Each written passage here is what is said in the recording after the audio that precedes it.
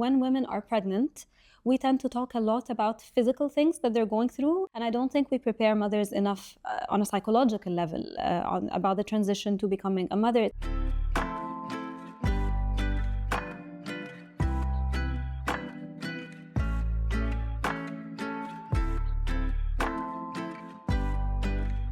My name is Nour Zaki. I'm an assistant professor in the Department of Psychology at AUC. I'm also the founder and director of the Attachment Lab, where I do research studies related to attachment, primarily parent-child relationships. So when we talk about attachment, we're talking about an emotional bond between people. Specifically, we're talking about relationships in early childhood, our first relationships in life, our relationship with our caregivers.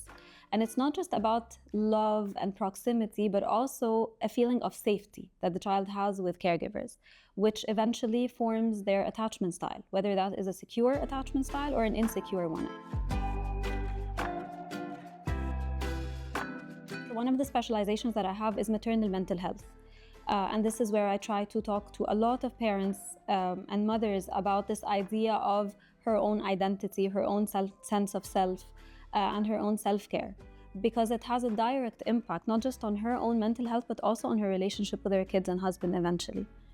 When the mother is unable to be emotionally present for the child, if she's not enjoying the relationship, which is a big part of attachment, by the way, we tend to see it as do's and don'ts, and attachment is 1, 2, 3, but a big part of it is just emotional presence. And then when I started to get deeper into the research, I found that we don't have enough research in the region at all that talks about attachment, especially using the gold standard methods of attachment research.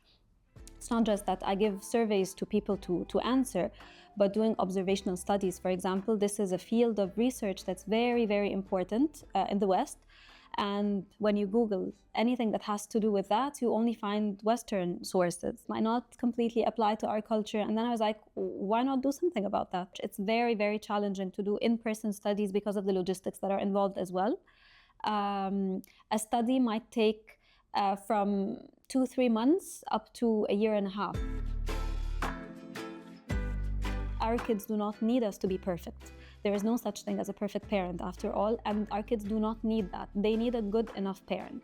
And good enough is our best. I see it very often with working mothers, for example, who feel that they're not spending enough time with their kids. And on the other hand, also mothers who are staying with their kids all the time, but also feel that they're losing the sense of who they are. So I think it's something that comes with the software of being a mother, that they tend to feel very guilty about a lot of things, whether they lash out at their kids or they don't feel that they're doing enough. One of the things that has really changed my perception a lot and has deepened my understanding of mothers' experiences. Whenever I see mothers and kids in the observation room, regardless of what was going on, even the most wonderful interactions, I see a lot of love, I see a lot of connection, and then I do interviews with the mothers separately. And in many, many, many cases, the mothers would be very emotional, feeling like they're not doing enough, like they wish they could do better, they wish they can be better parents. And I'm sure if you would ask their kids, they are looking at them in such a wonderful way. So part of what I'm focusing on is capturing the experience of the mother as well, not just attachment for the child, but also what does motherhood mean to that mom? What are her struggles? Is she receiving support? What does she need? How does she perceive herself as a parent? How does she perceive what a good parent is in the first place? What do I mean when I say a good mother? So in the Attachment Lab, one of the things that I do is the strange situation procedure, and this is the gold standard of research abroad when it comes to looking at these types of relationships. So I don't just see the child and say, the child is securely attached or insecurely attached. I do see the interaction between the mother and the child together. I do ask them to do a lot of things in observation room, and then I'm able to analyze and code for the child's attachment style. Again, it's not a matter of good or bad. It's a lot more about how does the child explore the room in the mother's presence versus if she's not there. How does the child feel when the mother comes back? What's happening in that relationship, as in the sense of safety, for example.